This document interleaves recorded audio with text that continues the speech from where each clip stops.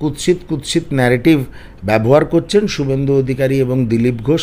দেখুন, ওটা নিজের ঝুলিতে নিয়ে আসবে করে অন্যান্য সবটাই একটা গভীর ষড়যন্ত্রের ফল। বাংলার জন্যে কিছুই করতে পারেনি বিজেপির নেতারা। হিন্দুদের দল এবং মুসলমানরা অত্যাচার করছে, হিন্দু তাড়ানোর জন্য social media team, unofficial social media টিমের একটা বিরাট জন্য বিজেপির হোয়াটসঅ্যাপ ইউনিভার্সিটির একটা বিরাট অবদান রয়েছে। ফেক নিউজ বিজেপি ছড়ায়, এই কথাটা একদম 100% সত্য। ভারতীয় জনতা পার্টি এগুলো করে এবং মানুষের জীবনের বিনিময়ে শুধু বিজেপি রুটি সেঁকছে না, বিজেপি এবং তৃণমূল দুপক্ষই রুটি সেঁকছে। সমস্যাটা হচ্ছে, আমরা তো রাজনীতি মানুষের পাশে থাকার জন্যে, মানুষের সেবা করার জন্যে, মানুষের জীবন জীবিকা, মাথার ছাদ এইগুলো যাতে দিতে পারি সেই কারণে রাজনীতিতে আসা। শুধু ভোট হবে, ভোটে মেরুকরণ হবে এবং মেরুকরণের পরে সেই মেরুকরণের ফলটা আমরা নেব, নিয়ে রাজত্ব করব, চুরি করব, দুর্বৃত্তায়নের সঙ্গে যুক্ত হব। এটাই হয়ে গেছে এখন তৃণমূল কংগ্রেস এবং ভারতীয় জনতা পার্টির স্ট্যান্ড। এর বিরুদ্ধে জাতীয় কংগ্রেস এবং সমমনস্ক গণতান্ত্রিক প্রগতিশীল ধর্মনিরপেক্ষ দলগুলো পশ্চিমবঙ্গের মাটিতে লড়াই করছে এবং এই লড়াই জারি থাকবে। আজকে মুর্শিদাবাদ এবং মালদায় যেসব ঘটনা ঘটছে, আমি মনে করি একজন বাংলার ভোটার হিসাবে, বাংলার নিবাসী হিসাবে আমি মনে করি এর মধ্যে বাংলার শাসক দল এবং কেন্দ্রের শাসক দল বিজেপির আন্ডারস্ট্যান্ডিং আছে এবং দুপক্ষ চক্রান্ত করে এই মানুষের প্রাণ যাচ্ছে এবং ফল তারা ভাবছেন যে চূড়ান্ত মেরুকরণ হবে এবং পশ্চিমবঙ্গের আগামী নির্বাচনে তারা জয়লাভ করবেন। কিন্তু আমি বিশ্বাস রাখি, সেটা সংখ্যালঘু সম্প্রদায়ের ওপরেও এবং সংখ্যাগুরু সম্প্রদায়ের ওপরেও আমার বিশ্বাস, এই ধরনের কোনো মেরুকরণ শেষ অবধি এক্সিস্ট করবে না। মানুষ নিরাপত্তা, মাথার ছাদ, রুজি রুটি এগুলোর পক্ষেই তারা ভোট দেবে। বিজেপি ফেক নিউজ ছড়াচ্ছে বলে অভিযোগ উঠছে। বিজেপি আজকে নতুন ফেক নিউজ তো ছড়ায় না, ওদের অফিসিয়াল হ্যান্ডেল থাকে, আবার অন্যান্য হ্যান্ডেলও থাকে যেখান থেকে ওরা করে, যেখান থেকে ওরা এই ধরনের ফেক নিউজ, ভুলভাল অসত্য খবর, ভুল ইতিহাসকে বিকৃত করা, বিরোধী দলের রাজনীতিবিদদের সম্বন্ধে আকথা কুকথা, এগুলো ওদের সব ঘোস্ট হ্যান্ডেল রয়েছে। ঘোস্ট হ্যান্ডেল থেকে ভারতীয় জনতা পার্টি এগুলো করে এবং তৃণমূলও আজকাল করছে।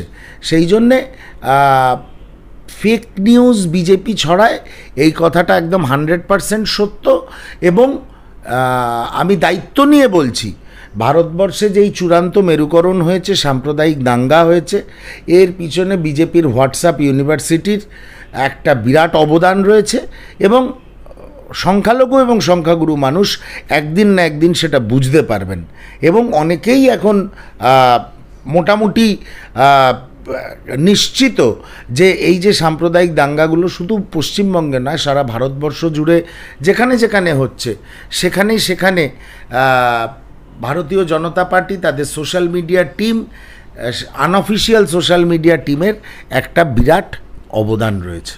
শুভেন্দু অধিকারী কি চান না বাংলায় শান্তি ফিরে আসুক বা শান্তি থাকুক? না, যদি বাংলায় শান্তি ফিরে আসে, যদি বাংলায় হিন্দু এবং মুসলমান এবং অন্যান্য যারা সংখ্যালঘু আছে তারা যদি একসঙ্গে শান্তিতে থাকে, তাহলে ভোটের মেরুকরণটা হবে কি করে? শুভেন্দু বাবুরা বোঝাবেন কি করে যে ভারতীয় জনতা পার্টি হিন্দুদের দল এবং মুসলমানরা অত্যাচার করছে হিন্দু তাড়ানোর জন্যে, এবং তৃণমূল কংগ্রেস কি করে মানুষকে বোঝাবে যে আমরা মুসলিমদের দল, হিন্দুরা অত্যাচার করবে, নরেন্দ্র মোদী অত্যাচার করবে আমাকে ভোট না দিলে? সেই জন্য দুপক্ষই চায় না বাংলা শান্ত থাকুক, বাংলার প্রগতি হোক, বাংলার শিল্পায়ন হোক।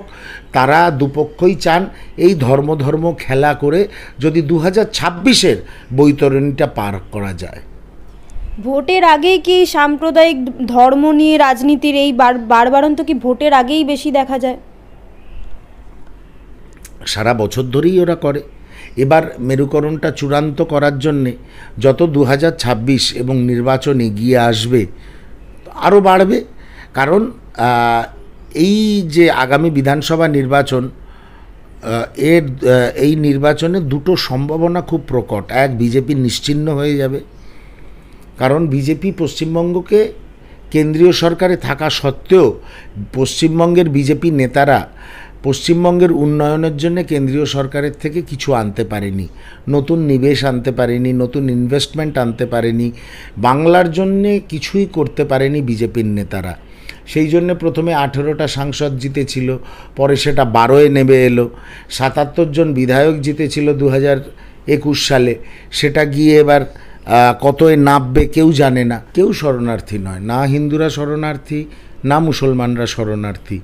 এই যে মাথা ফাটিয়ে দেওয়া হচ্ছে, বুকের পাশ দিয়ে গুলি বিধে বেরিয়ে যাচ্ছে, এই বিগত 2-3 দিনের মধ্যে 3 জন যে খুন হলেন, সবটাই একটা গভীর ষড়যন্ত্রের ফল।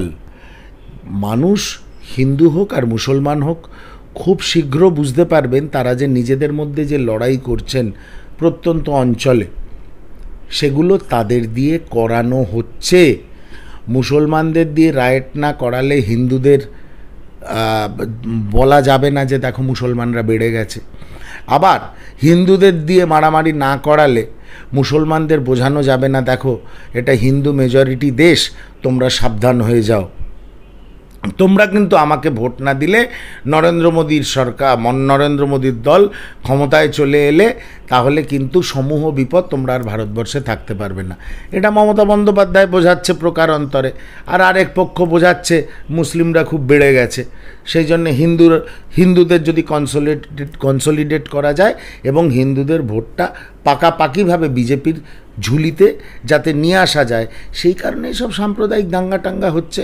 কিন্তু আমার দৃঢ় বিশ্বাস হিন্দু এবং মুসলমান দুই সম্প্রদায়ই একদিন বুঝতে পারবেন যে তারা এই ভারতীয় জনতা পার্টি এবং তৃণমূল কংগ্রেস নামক দুটো রাজনৈতিক দলের স্কেপগোট হয়েছেন। হিন্দু ভোট তৃণমূল কংগ্রেসও পায়, হিন্দু ভোট কংগ্রেসও পায়, হিন্দু ভোট অন্যান্য রাজনৈতিক দলও পায়।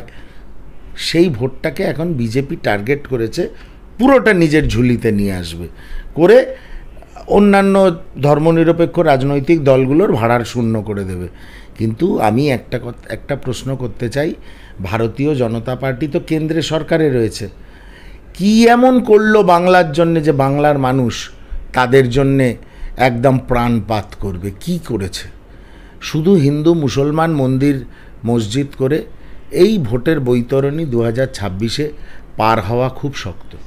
2026-এর আগে বাংলাকে কি বিশেষভাবে টার্গেট করা হচ্ছে? হতে পারে বাংলাকে বিশেষভাবে ভারতীয় জনতা পার্টি টার্গেট করতেই পারে, কারণ ভারতীয় জনতা পার্টি কোনো দিনই বাংলায় রাজত্ব করেনি বা বাংলায় সরকার চালায়নি। প্রতিটি রাজনৈতিক দল তার নিজের পরিধি বাড়াতে চায়, তেমনি ভারতীয় জনতা পার্টিও পরিধি বাড়াতে চাইছে। কিন্তু আমি খুশি হতাম তারা যদি শিল্পোন্নয়নের মাধ্যমে আরও শিক্ষার সুযোগ, আরও বৃত্তি বাংলার ছেলেদের মেয়েদের জন্যে, ইন্ডাস্ট্রি যাতে চাকরি হয়, কর্মসংস্থা করা, এই সব বিষয়গুলো যদি ভারতীয় জনতা পার্টি এই রাস্তায় যেত তাহলে আমি খুশি হতাম যে ওরা বাংলার ছেলে আগামী প্রজন্মের জন্য ভাবছে, তাদের কর্মসংস্থান, তাদের শিক্ষা, সেগুলো না করে ওরা মন্দির মসজিদের রাজনীতি করছেন এবং খুব কুৎসিত ন্যারেটিভ ব্যবহার করছেন শুভেন্দু অধিকারী এবং দিলীপ ঘোষ। দেখা যাক বাংলার মানুষ এইসব চটকদারি কথায় বিশ্বাস করে তাদের ভোট দেয় কিনা।